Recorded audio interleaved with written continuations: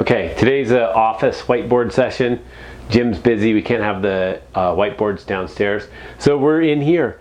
What I'm talking to you today about is a way of setting up your programming that's simply called AIP, or Accumulation, Intensification, and Performance.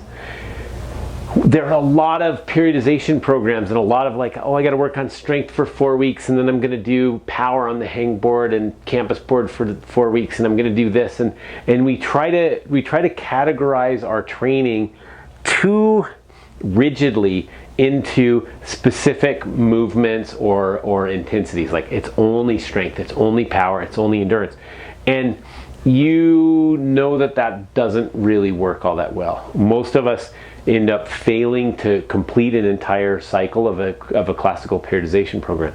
And so here's another idea that I really like, and I'm doing a lot more work with now. The idea is, for 4 to 6 weeks, you try to accumulate more total work. Okay? All you're trying to do is build up more total boulder problems per hour, more sets and reps in the gym, more pitches, whatever it is. You can even add in hiking, non-specific activities, whatever, but you're trying to really build breadth, okay? And so with the accumulation, you're building, over the course of these 4 to 6 weeks, more and more and more hours of training. And it can't just be junk hours either. You want to create more hours of high intensity, more hours at medium, and more hours at low intensity. And so what that means is, if you're bouldering once a week, we want to make sure that bouldering continues to increase in volume. Your resistance training, you don't need to necessarily go up in weight, but you need to do more sets of those things. We want to continue to increase the amount of stuff we do at any given intensity. Okay? And so one of the things I'll say there is, don't just do more reps. Because if you start doing more reps at a lower weight just to get more total work in the workout, we're going down the back end of that hill. And so you want to keep your intensity high enough. Okay, after 4 to 6 weeks of this, you should have a high volume of training built up. Then we're going to switch over. You're going to back off by about 20% on your volume, and we're going to start intensifying it.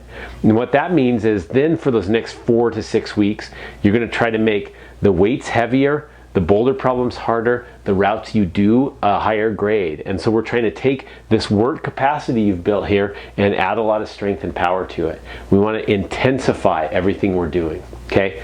After 4 to 6 weeks of that, so here we are 8 to 12 weeks down the road, we have a performance phase. And at that point, you kind of pull the rug out from under the training. We reduce the volume of training way low, just to maintenance levels, and then you just get out there and you send, and you do lots and lots and lots of hard attempts on hard problems or climbs. Okay, this is about a 4 to 6 week cycle as well for some people. For me, as you know, I'm a little bit older, 3 or 4 weeks is about all I can perform before I really need to start accumulating training again. But you know, 4 to 6 weeks, then you go on your vacation, you kick the doors off the crag while you're out there, and then you come back to the gym, you start accumulating again. So it's a very simple way to program your training. Don't overthink it. Don't get too crazy about the spreadsheets. Just make sure that you're doing more and more and more each week in the accumulation phase, and then you stay at the same volume. Remember, it's 20% lower than you finished your accumulation phase. Stay at the same volume all the way through this, but you try to make each one of those efforts more powerful, more strength-based. You try to intensify everything, and then when we go into the performance phase, you just go and you climb awesome, and then you send me a thank you card. Thank you.